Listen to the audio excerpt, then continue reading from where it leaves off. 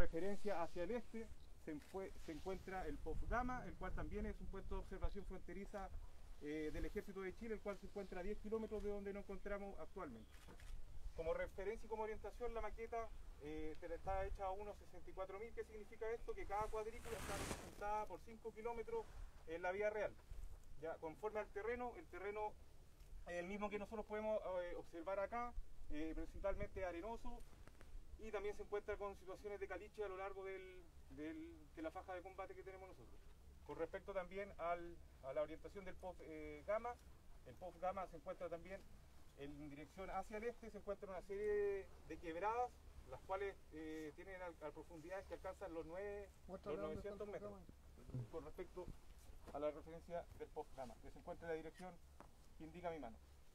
Con respecto también a la ubicación de los cursos de agua, hay dos cursos de agua principales, que es el río Yuta y el río San José, que atraviesa la ciudad de Arica. Con respecto al relieve, el relieve principalmente se ve evidenciada, no sé si alcanzan a ver por favor, la quebrada de Escritor, que es la quebrada que está zigzagueando toda la zona, que también facilita a la personal que está haciendo tráfico o está haciendo ingreso de manera ilegal al país, permite o facilita esta actividad. Con respecto a las rutas de evacuación, las rutas principales que tenemos acá es la ruta 5, que es conocida por todos, yo creo, que es la que conecta que da la conectividad en Chile y hacia Perú. Con respecto a la vegetación, ustedes pueden observar, no existe vegetación de manera natural en la zona, pero sí existe una vegetación de manera artificial, que en la dirección que indica mi mano, de acuerdo a la política que tenía Perú de fronteras vivas, se plantaron varios tipos de olivos, que son todos los que ustedes ven en esta dirección. ¿Ya?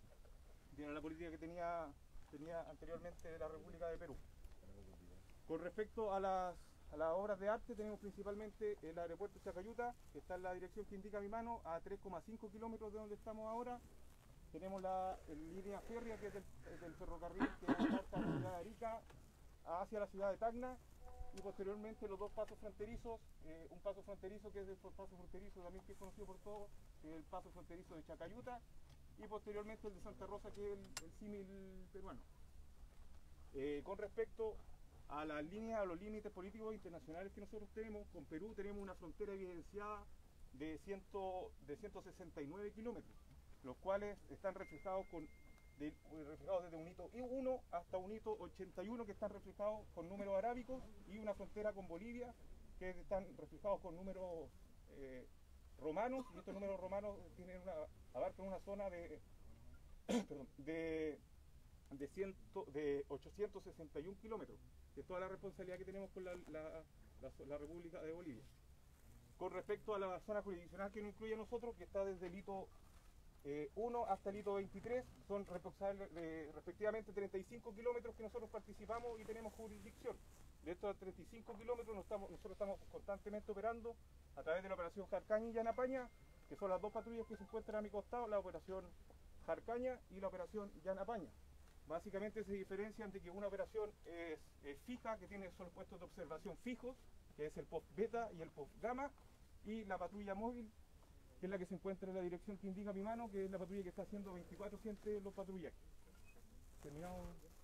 Esto me queda complementando con lo que decía el capitán, que en el tema que nos convoca, efectivamente ustedes ven que nuestra frontera, por lo menos hasta el hito 15, es bastante permeable y porosa. En realidad es muy fácil el ingreso.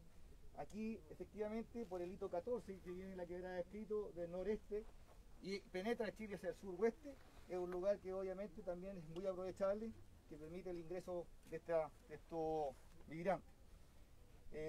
Otro antecedente, los lugares que lo vamos a ver posteriormente en los gráficos, cuáles son los más recurrentes al ingreso, y esto está dado porque la gente lo acercan y en ciertos periodos del año que hay mucha camachaca, bruma, entonces se orientan por el aeropuerto, por las luces que se encienden en la noche de la torre, digamos, o por la línea férrea.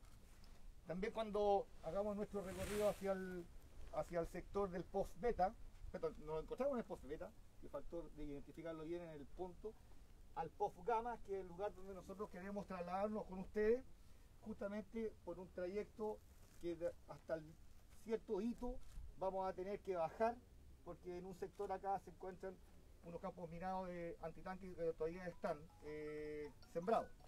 Y posteriormente cruzaríamos hasta el sector. ¿Qué otro dato importante señalar? Las características de este hito, que es el hito 9, que se encuentra en esa dirección, la idea que también lo conozcamos. Este hito tiene esta conformación en particular, que es un obelisco de 7 metros de altura, que a diferencia de todos los otros hitos que vamos a identificar, los hitos aquí vamos a encontrar de cemento y otros también como torres, ¿ya? ¿Por qué este es diferente? Porque desde el Tratado de 1929 se fijó que nuestro límite de la Concordia era 10 kilómetros al norte desde el puente del río Utah, ¿ya? Pero hacia el norte, y teniendo en consideración que es un punto costero. Pero ¿cuánto desde la costa hacia el oeste podría ser este punto costero? 10 metros, 15 metros, 200 metros, etcétera. En ese tratado se acordó que tenían que ser 10 metros desde el norte, desde el puente del río Utah hacia el norte, 10 kilómetros y 84 metros al oeste de la línea férrea. No obstante eso, por eso en estos hitos, del hito 1 al hito 9, se fijó como un pivote estos 10 kilómetros desde el puente del río Utah y se marcó en esta dirección. Por eso también cuando lo vemos en la carta, se van a fijar ustedes que los hitos en esta parte siguen como una circunferencia. Siempre van a estar los 10 kilómetros desde el puente al hito 9, del puente al 7, al 8, al 6, a los hitos que sean, hacia el oeste, ¿ya? Y ese tiene una connotación especial también porque fue donado en su momento por el Rotary Club de Chile y Perú, y salen los nombres de los presidentes de la época, ¿ya? Eso sería con respecto a la maqueta. ¿Quién tiene alguna duda? Consulta. Solo una pregunta, ¿dónde se produce el triángulo terrestre para verlo bien? ¿Se puede identificar dónde se produce ese triángulo que todavía está pendiente? Justamente de los 10 kilómetros del perímetro. Esto está, permiso, el delito que hace referencia a la licitación del triángulo marítimo es a partir del hito 1. En su prolongación llega a ser mínimo o imaginal acá en la carta. Esa es la situación que se vive con el triángulo. Como 2 canchas de fútbol, ¿no? Sí, aproximadamente.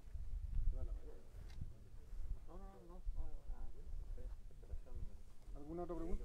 Sí, respecto de los migrantes que ustedes logran pesquisar, ¿no? ¿Cuál es el sector o entre qué hitos se provoca la mayor fiscalización? Desde el hito 9 hacia el costado oeste. Generalmente el hito 9 genera problemas en el caso de nosotros y Carabineros también se va a ver en la graficación que van a ver a posterior, pero está generalmente desde el hito 9 hacia el oeste donde se ven la mayor cantidad de detecciones de ingresos. De todas maneras hay una exposición, unos cuadros donde está identificado en lo genérico, en esta parte que es más sencillo, del 14 hacia el oeste, es más inmigrante, relacionado a tratar de ingresar al país, pero del 14 hacia el este, por la realidad del terreno, lo complicado, más asociado al narcotráfico. ¿Ya? Aquí el punto de referencia que usan es el faro Limar, se apuntan a ese faro y ahí cruzan efectivamente al costado oeste de la carretera. Y la masa está entre el hito 3 y 4, ahí es donde está 3 y 4.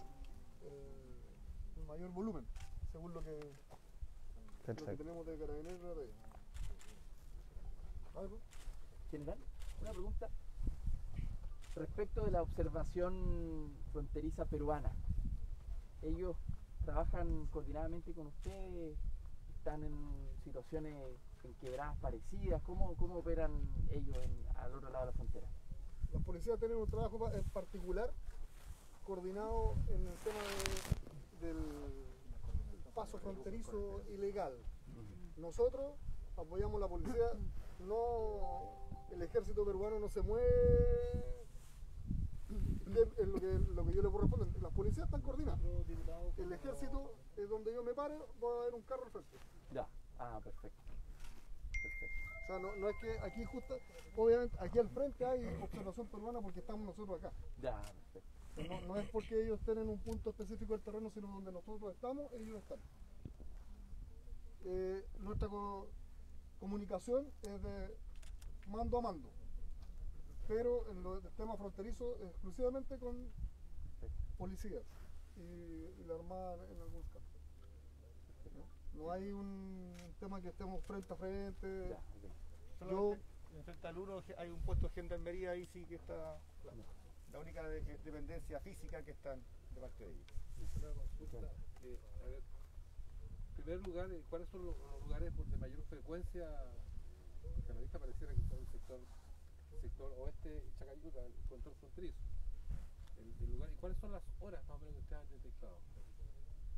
La mayor ¿Cuáles son las horas que frecuencia. tenemos? Sí, y dijera, bueno, de todas maneras, permiso, se va a poner ahí justamente con porcentajes, con el cuadro estadístico de los lugares que son más concurrentes, pero en grosso modo está dado por la línea del tren, la línea del tren que es el hito, al costado del hito 9, ese es el lugar más propenso al cruce de estos migrantes. Los informes que yo tengo, la masa son nocturnos.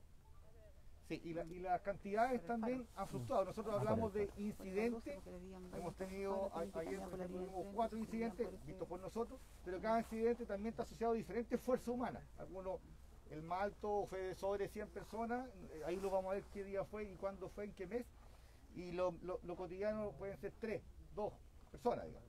Pero ahí lo vamos a ver en esas posiciones. Y el caso de los emigrantes, cuando emigran, en los últimos días hubo Los haitianos. importante cantidad de emigrantes que estaban saliendo del país y que lo decían a la luz del día. Sí. ¿Ustedes lo están pasando? Llegan a la luz del día al aeropuerto. No, pero se van de noche. Caminando, o sea, Sí, se acaban de pasar 3. ¿sí? A eso me refiero. Todo durante Pero el... eso que ustedes los dejan pasar, ¿no? Lo que pasa es que nosotros no tenemos el control físico de la frontera. Nosotros no detenemos a nadie. Nuestra labor es informarle a la policía lo que estamos viendo y la policía, carabineros, PDI, es lo que hace. La hago en función de dos cosas. Uno, un tema que tiene que ver con la seguridad, porque ustedes acá sí que habrían algunas partes donde todavía hay algunas bombas personales. Ah, no, antitanque. Una. Y segundo lugar, a mí me ha tocado personalmente ver mujeres con niños comenzar a caminar como a las 5 de la tarde, desde la parque industrial, el parque Chacayuta. Entonces a mí me llama la atención la primero el caminar de los niños, o sea, independiente de la nacionalidad de quien sea, pero y que se está yendo del país, pero ha llamado mucho la atención el exponer a un niño a la pampa, el exponer a un niño a caminar, a eso me refiero. ¿Cuál es la reacción de usted o la de Carabineros? Nosotros cumplimos con informarle a Carabineros por dónde estamos viendo que hay gente que está transitando. O sea, hay un... Y ese es el procedimiento que se sigue y esa es la tarea que tenemos como ejército. ¿Sí? Apoyamos con medios tecnológicos, logísticos, la función fronteriza que tiene la policía. En la función principal de custodia de la frontera está Carabinero. Entonces, nosotros hay un decreto que es el 265 que nos autoriza a apoyar a Carabineros con elementos, como decía Miguel, tecnológicos, de transporte, etcétera. Entonces, en ese bien entendido, nosotros, a través de unas órdenes que nos transmiten a nosotros de una UCEN, de una unidad de control del norte, que centraliza estos esfuerzos, nos dicen en qué lugar y cuándo y cómo apoyamos a Carabineros. Básicamente lo estamos haciendo con medios tecnológicos, de visión nocturna, térmico, etcétera. Si nosotros vemos gente que está pasando la línea de la frontera, nosotros tenemos que tomar contacto, tenemos unos canales técnicos directos, digamos, una frecuencia, por celular, por diferentes líneas, para informar a Carabineros para que ellos asistan y puedan detener. Nosotros no tenemos la facultad legal para detener. Eso es lo que... Respecto a lo mismo, de hecho, si es un ciudadano chileno, tiene libertad de tránsito en cualquier paso del territorio, por lo tanto tampoco corresponde una detención. Nosotros veremos desde el punto de vista, alguna vez que nos informa Ejército, nosotros vemos desde el punto de vista humanitario si tiene alguna necesidad, pero actualmente con el reglamento eso no constituye una falta, nada. Por lo tanto él puede transitar libremente en ese ambiente. Hasta la frontera. Hasta la frontera, exactamente. Claro, porque justamente Lo que está, en definitiva, lo que ocurre desde el punto de vista de la detención es cuando tenemos un ingreso ilegal, entre comillas una detención, entre comillas, que es más bien una conducción en donde primero se verifican temas humanitarios desde el punto de vista del traslado del Estado y luego hay una formalización que realiza PDI. Pero en el ambiente de aquellos que quieren salir del país, ¿usted los deja? Nosotros no. Los reglamentos que se han aprobado, la ley que está aprobada, no nosotros. a salir por paso no habilitado, por un paso ilegal. Evidentemente, el que tiene el problema es quien recibe el ingreso ilegal. Nosotros tenemos personal que transita legalmente por su país. Personas, perdón. Ciudadanos. Ese es el ambiente. Y una pregunta en base a cuando ellos salen y Perú no los deja entrar. ¿Cómo se asume, cómo se enfrenta a eso cuando...? Claro, ahí tenemos un ingreso ilegal. Se De configura un persona... ingreso ilegal de un chileno que ingresa por un paso. Eso es más fácil, eso es mucho más simple, solucionar. Y eso, pero eso no se da muy seguido, eso es una hipótesis que existe, pero desde el punto de vista de la frecuencia es muy baja. Ya. Pero ha pasado. Sí, iba a seguir pasando. De personas haitianas que las devuelven. Insisto, la frecuencia con que ocurre eso Es que en realidad no alcanzan a pasar. Claro. Porque lo que hace la PNP en la frontera dice, usted no entra y lo devuelven devuelve. Y ahí es donde asume. ¿Y usted dónde viene? Del Perú. Documentación chileno. ¿Por qué está ingresando? Y ahí empezamos con un procedimiento administrativo distinto. Cambia la figura. Se parecen, pero no se Independiente que la persona haya querido salir y tenga que volver. Claro. Lo que Porque se mide en rigor no salió. lo que se mide es el ingreso ilegal al país. Claro, no salió, no cometió ninguna falta. No. No salió. Y lo otro importante que destacar que existe una coordinación entre la Policía Nacional del Perú con nuestra policía, con Carabineros y la PDI.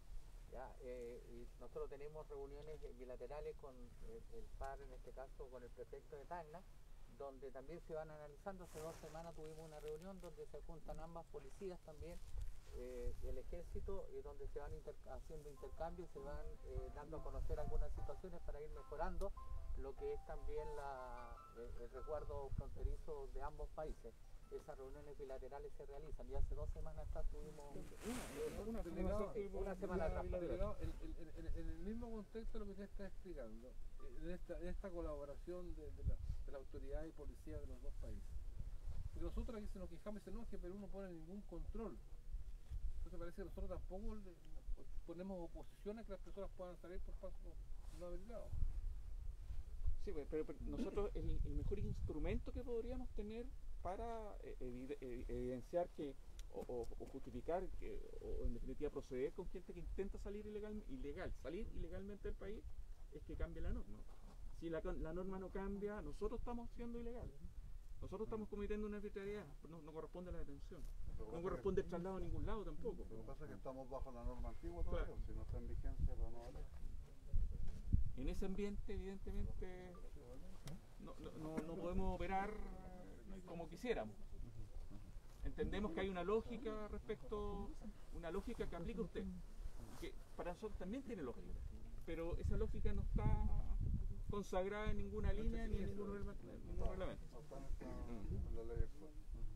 Sí, lo que pasa, bueno, primero, buenos días. Destacar el trabajo que estamos trabajando en coordinación, tanto nosotros como el Ejército Carabineros, tanto como la Policía Peruana. Aunque hay esa cifra negra que es de impedimento, digamos, que nosotros evitamos que la gente pase a Perú, no está todavía dentro de la ley porque estamos en la ley vigente, que hoy día todavía es un delito, ¿cierto? Llevamos como... más de 500, más de 500 denunciados. Ahora, ellos también, la policía peruana también hace su trabajo, o si no, sería mucho más la gente que ingresaría acá al país. Hoy día hablamos de 3.700 denuncias, ¿cierto?, de gente que hemos detectado, pero sería mucho más si no tuviéramos la coordinación con la policía peruana, con nosotros. De hecho, pasaría mucho más. Atrás detectaron, venían 30 y tantos. Y luego Carabineros, la PNP no alcanzaron a pasar a Chile y la PNP se lo llevó de vuelta. Claro, estas mesas de coordinación que se hacen en todos los niveles, tanto en el nivel político estratégico, en el nivel a nivel nuestro, que desde el punto de vista más táctico, más operativo, los contactos están y existe una red de entrevistas que nosotros realizamos con ellos día a día, semanalmente. En ese ambiente, claro, aparte de la información que nosotros nos intercambiamos en estas mesas que son estratégicas, tenemos una entrega de información diaria entre el personal respecto de situaciones que están ocurriendo a un lado y al otro lado de la frontera. En este ambiente, evidentemente, se genera una coordinación distinta. No es así lo que ocurre, eso sí, con Bolivia. Con Bolivia y Colchane, el mejor ejemplo de aquello, esa coordinación, si bien existe, es más tenue desde el punto de vista de la intervención que hace la policía boliviana respecto a aquellos que ingresan al país. Por eso, claro, nosotros tenemos un factor que, entre comillas, fortalece nuestra línea fronteriza con Perú, porque existe una coordinación fuerte y evidentemente consistente. Por el otro lado, si bien existe una coordinación, aquella es un poco más liviana desde el punto de vista de nuestro hermano país de Bolivia. ¿Qué nos favorece? Lo que yo indicaba anteriormente. Acá nosotros, la línea, estos 222 kilómetros con Bolivia, principalmente nos favorece la altura y las temperaturas. Principalmente aquello. Y por eso tampoco no tenemos ingreso violento. Ahora el trabajo se hace, lo que pasa es que, claro, nosotros evitamos que la gente también egrese, haga un egreso clandestino. Esa gente se devuelve igual, no se deja salir, porque como le digo, estamos en coordinación con la policía peruana. Ahora entre nosotros también nos dividimos los hitos. Y puedo destacar que también del delito 14, como decía, que era del narcotráfico, para allá llevamos 180 kilos de droga incautada. Entonces el trabajo sí se está haciendo, estamos en trabajo, o si no la gente vendría en masa acá a Chile si no tuviéramos este trabajo permanente y en coordinación con la policía peruana.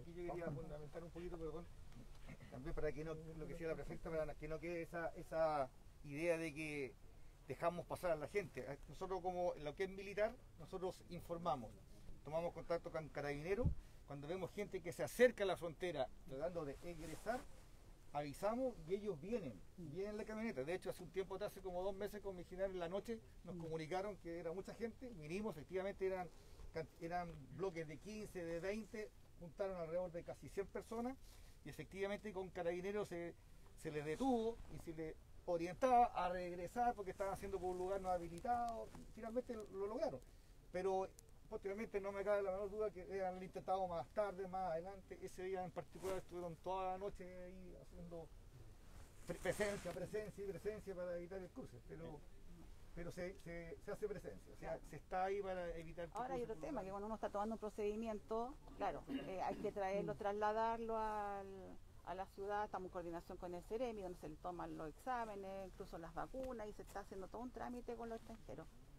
Pero también queda este espacio donde la gente tiene que salir de sus puestos, porque no tenemos más personal también, hay que ser realista, y donde ocurren estos pasos que la gente aprovecha estos vacíos.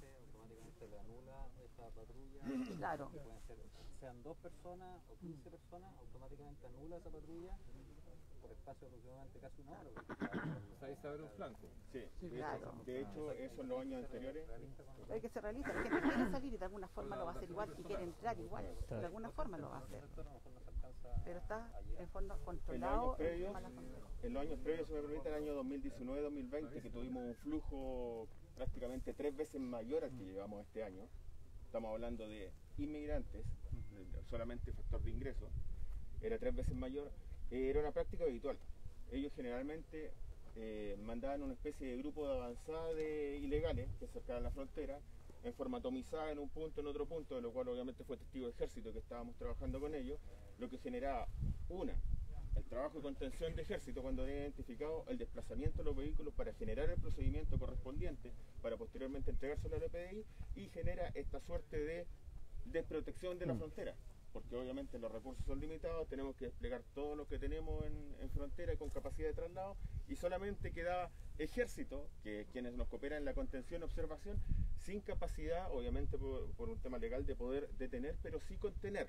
Entonces ahí se da un ciclo en el procedimiento que quita mucho tiempo hasta que vuelva nuevamente a la patrulla, vuelve, identifica los puntos vulnerables y pasan por cualquier parte.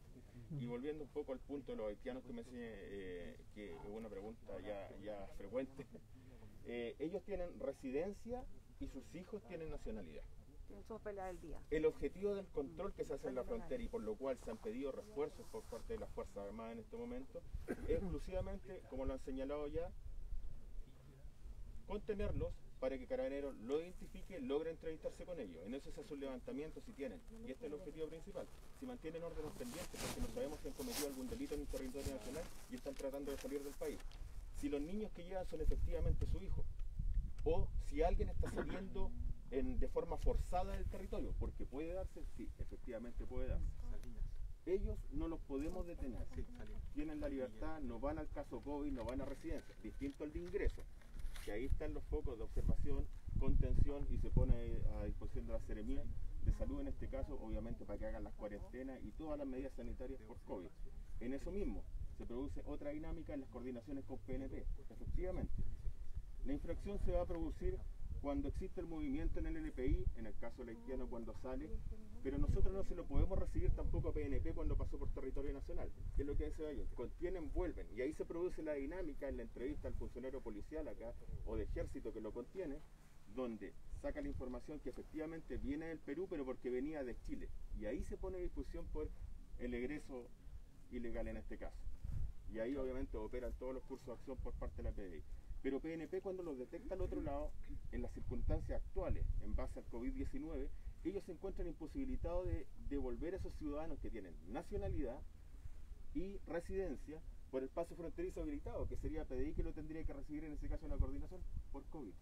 No lo podemos devolver, porque una cosa es que ellos lo hayan detectado y nos digan que salieron desde territorio chileno, y otra cosa que a nosotros nos conste, y a PDI sobre todo en el paso fronterizo, le conste que esa persona efectivamente salió en ese minuto o no. Porque puede ser perfectamente un grupo de ilegales que venía en tránsito, los toman y los tratan de pasar por el paso fronterizo, en este caso, bajo la excusa que han salido del territorio. ¿Puede darse? Sí, puede darse. Pero la situación COVID ellos no los pueden devolver. Pero ellos básicamente, todos esos haitianos que están llegando, ya lo vimos en algunos medios de prensa, lamentablemente están siendo afectados de la parte humanitaria, porque están siendo en cierta forma, obviamente se les generó una falsa expectativa respecto a su egreso, su objetivo el territorio norteamericano en este caso. Entonces en eso obviamente han votado la segura identidad, ya lo he visto en medios de prensa. Está el segundo foco, más allá de la legalidad, que es el tema humanitario, como nos señalaba nuestro jefe de zona. En ese sentido hay coordinaciones con distintos organismos de la ONU, la ONUR y otros más, la Oficina Migrante también, donde nos han proporcionado también elementos de aseo, alimentación, para poder prestar ayuda a esta gente que se encuentra en esta situación. Recordemos que tanto el caso haitiano como los venezolanos vienen con la mochila y pues lo que lograron ellos acumular en los años que hayan estado o el tiempo que hayan estado en territorio nacional, técnicamente se deshicieron de todo ello para venir con su bolso de mano en el avión y nada más. Entonces aquí hay un trabajo paralelo que desarrollamos nosotros que sería bastante importante en la parte comunicacional respecto a esta suerte de engaño que están recibiendo esta gente para incentivarlos a salir del país a un lugar donde no van a tener ningún propósito, si lo vemos desde el punto de vista humanitario en este caso. Pasamos a ver los cuadros, por favor.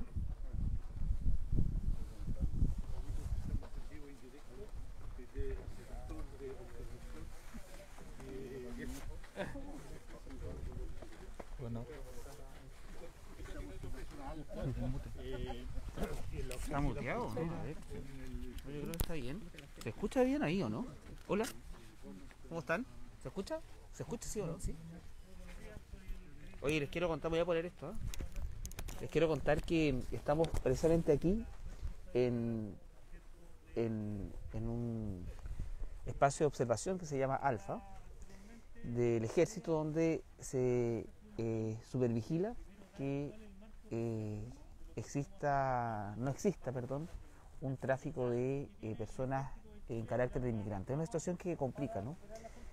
No es un proceso fácil, pero nos han informado desde la PDI y desde Carabineros, también del ejército, la manera en que esta situación procede, ¿no? Algunas dificultades es que hay poco personal. Cada vez que se detectan personas que ingresan por cruces irregulares, los llevan a tomar el procedimiento, pero les genera una suerte de protección porque no hay tanto personal o elementos como vehículos para que se provoque también un resguardo permanente de la frontera. Por lo tanto, eso abre algunos francos, ¿no? de que se provoquen ingresos irregulares al país. Por otra parte, cuando vemos las estadísticas que nos están mostrando más allá, podemos analizar que ha aumentado en comparación al 2020 la cantidad de personas que se autodenuncian ante la PDI. Y de todas maneras, cuando vemos la manera en que esto empieza a analizarse y a proceder, es una labor bastante importante, pero que se requiere fortalecer, se requiere robustecer, porque se provocan estas situaciones y lo necesario es que se resguarde y se proteja la frontera. Vemos que en algunos espacios de control hay bastante observación, pero hay algunos que quedan evidentemente más desprotegidos que otros. Vemos hoy día cómo, y quiero compartir con ustedes una noticia que salió en EMOL, y les voy a contar. porque me pareció que es muy importante la información, perdón, no es MOL, es las últimas noticias. Porque la jefa de OS9, perdón, cuenta cómo operaban los coyotes detenidos en el hito 2 de la frontera con Perú. El hito 2 es el que está acá, o sea, muy cercano al límite, ¿no?, fronterizo, porque ahí está la carretera. Entonces es muy cercano acá al sector del aeropuerto o de la costa, ¿no? Y acá indican que estas personas fueron detenidas. Y aquí vemos, ¿no?, cómo operaban estas personas. Solo 3 personas fueron formalizadas por el delito de tráfico de migrantes porque intentaron ingresar a un grupo de venezolanos desde Tacna. Y aquí se especifica, ¿no?, la manera en cómo esto se empieza a cambiar esta lógica. Porque 3 coyotes fueron formalizados por el delito de tráfico de migrantes. Entonces, ese tipo de situaciones es las que hay que prever, es la que hay que accionar para que no vuelvan a ocurrir. Hay condiciones aquí, lo indican, ¿no?, las condiciones en la frontera son difíciles, hay camanchaca, niebla, terrenos inestables y el clima es bastante complejo. Siempre se requieren elementos tecnológicos como visores nocturnos o cámaras térmicas porque se ve nublado. Además, nosotros andamos con las luces de vehículos apagadas para que no nos detecten, dijo Iva Cache, que es la capitana Elizabeth Iva Cache, jefa del OS9 en Arica. Hicieron ellos entrevistas a este grupo de migrantes, incautaron celulares. No basta con una simple conversación porque los migrantes que vienen con los coyotes son personas vulnerables, asustadas, que no conocen a la policía chilena y cuesta obtener su confianza. Además hay que tener en cuenta que los coyotes se esconden entre las víctimas y es difícil además identificarlos. A ellos les tomó muchísimas horas hacerlo hasta que finalmente las personas asustadas empezaron a decir que efectivamente pagaron en Tacna y contaron la historia. Este monto es entre 300 y 600 dólares, o sea, estamos hablando de entre 240 y 500.000 pesos aproximadamente, que es el monto que pagan por cruzar la frontera.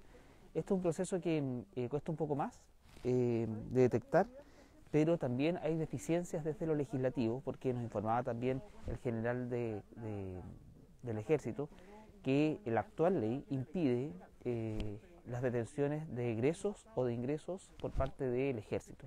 Entonces no basta solo con incorporar tecnología, no basta con incorporar elementos, es una situación que es muy necesaria, por eso que también valoro la presencia de los parlamentarios de la región, porque es una situación específica nuestra, ¿no? Y por eso es que es muy importante que estos procesos se produzcan. Es una decisión que vemos, es una preocupación además de muchas autoridades, de la Armada, de Carabineros, PDI, el Ejército, y valorando lo que han hecho y también lo que les queda por hacer. Ahora, si existen situaciones que hay que atender, es necesario hacerlo. Lo importante es que no se desproteja la frontera, que se controle lo que más se pueda para que esto no se pueda producir.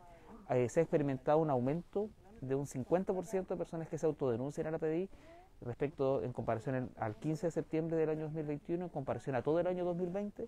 Por lo tanto, es un proceso que actualmente se encuentra en un análisis bastante serio, bastante grave por el aumento desmedido que se ha producido, sobre todo en este año 2021, en lo que va de este año 2021, porque todavía nos quedan meses para que termine. Vamos a mirar ahí qué pasa con las estadísticas y les vamos a seguir contando en qué vamos o no, y el recorrido un poco que se va a hacer y cómo vamos a avanzar en este proceso. Que les vaya muy bien, cuídense mucho y les cuento de ahí. Chao.